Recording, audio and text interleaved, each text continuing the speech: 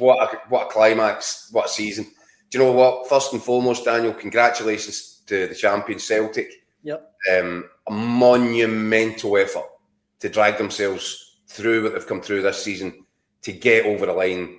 And I think at the end of the sort of after the trophy parade today, Martin O'Neill said he's just sort of a bit part in the proceedings.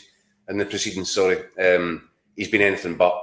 Yeah. He's been absolutely monumental. But I think we also need to say congratulations to Hearts. I know that's a bitter pill to swallow, and they probably won't feel that taking any congratulations off anybody right now. I'm just looking at the pouch. But, you know, congratulations to them for the season that they've had, and for everything that they've provided. The drama right up until the closing stages of that game today. And it just isn't it just the biggest irony of all that Dyson Maida's goal comes in 86 minutes? Of course it did. Crazy. I mean, of all the numbers that Hearts wouldn't want reminded of, 86 would be right up there. And this is going to hurt. And I'm looking at Pilch right now, and I can see that it's going to hurt for a while, for anybody that's connected with Hearts. But see, at the end of the day, they should be enormously proud of what they've done, what they've given to the Scottish top flight this season. It's been a phenomenal story. It's just a really unhappy ending for them. In the comments, Gordy says, is Ryan Stevenson still alive? We will check on him. But no, sure he's still in the country. In the meantime, we've got Ross Pilcher. Ross, I think Keith summed it up well. I said to Keith before we come on air there, see for the first hour, I thought Hearts have got this. I think Hearts are going to do it. Game plan was working absolutely spot on from Derek McInnes. A few eyebrows raised when Landry Cabori started and said Claudio Braga explained his McKenna groin injury, but Cabori just kind of sat on Callum McGregor and Celtic couldn't get out, and Hearts had them where they wanted them. They were huffing and puffing, not really creating much, and then Shanklin scores a couple of minutes before half-time. You're thinking that's exactly what Derek McInnes wants. This is going to plan. And then what kills them is the timing of the penalty, I think. It's just perfect timing for Celtic.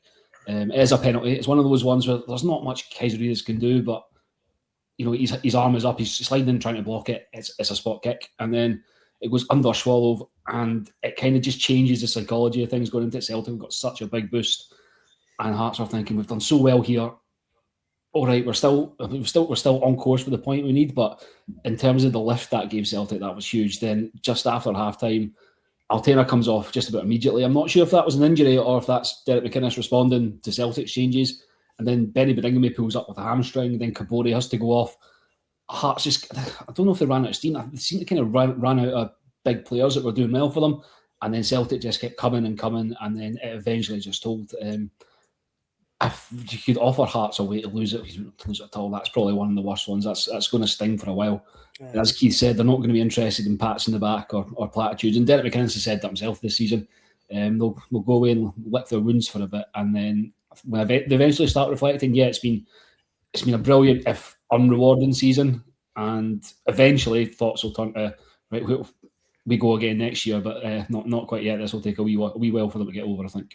I think Shorlo will have nightmares about that penalty kick, won't he? Because he's gone the right way. Should make a save. It's not a good penalty.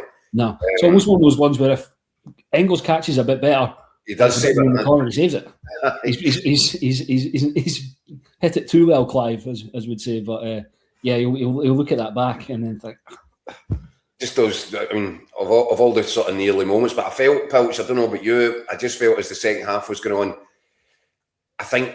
And how can you blame them? But I do think that a nervousness kind of took hold of Hearts, and all the good things they've been doing in possession in the first half, they weren't doing it in the second half. And I know people were just running out of gas all over the place. There was, he's having to make running repairs, Derek McInnes, from the sidelines. I think that the first substitution, you're right, I think that was a reaction to Celtic's half-time substitution, Ian Atchell coming on. He gives Celtic just a different platform up front, and I thought he was a massive player for Celtic in that second half. Astonishing that you can only get 45 minutes. I didn't know if he'd last a full 45. I thought he made some difference to Celtic. And then Martin O'Neill. I don't know what more superlatives you can use for the guy. but his substitutions were spot on. I thought James Forrest coming on had a real impact. Just game-changing subs. Yeah. And Hearts were left in that position where they're running out of a bit of steam. There's bodies going down. Derek McInnes is trying his best to manage the situation, and they almost got there. But how many times, by the way, a special word as well for Callum Osmond, Oh, of course. I mean, who saw that substitution happening? Nobody apart from Martin O'Neill. And it's interesting as well, Keith, that Osman was on the bench today at the expense of Rio Hatate. Well, I imagine he's probably played his last game for Celtic, or certainly at Parkhead. Yeah, and probably at one stage in that second half where it's still 1-1, and Celtic didn't play particularly well. In fact, this 90 minutes kind of summed up Celtic. So it was a microcosm the entire season. I don't know how they won the game. They were just sort of hanging in. Hearts, I thought, were comfortably, not comfortably, but probably edged the first half for me.